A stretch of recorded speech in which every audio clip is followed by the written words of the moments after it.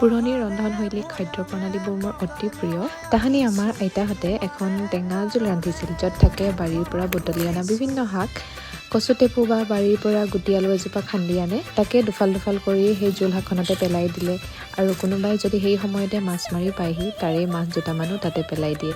নিমখৰ বাহিৰে একো নিদিয়ে, তথাপিও তেনেকৈয়ে সেই জোল শাকখন খাই ইমান বেছি ভাল লাগে নহয়, আজিও জিভাত লাগি আছে। বৰ মনত পৰে সেইবোৰ দিন আচলতে। লগতে থাকে শুকতি, পোৰা মাছ, ঘৰতে আলুৰ খেতি হয় যেতিয়া নতুন আলু পুৰি লয়, তাতে কেঁচা মিঠাতেল, ধনিয়া, পিঁয়াজ পাত কাটি, কি যে তৃপ্তিৰ আছিল সেই ভাত সাজ, বৰ মনত পৰে। মই যিহেতু শদিয়াৰ ছোৱালী, আমি এনেকৈ খাইছিলোঁ। ঠাইভেদে যিহেতু খাদ্য প্ৰণালী বেলেগ বেলেগ হয়, গতিকে এনেকৈও খাইনে বুলি নক'ব দেই, এবাৰ ৰান্ধি খুৱাই চাব। এই ভাত সাজৰ আচলতে তুলনাই নাই। এনেকৈ খাব পাৰিলে আমাৰ স্বাস্থ্যৰ বাবে বহুত ভাল।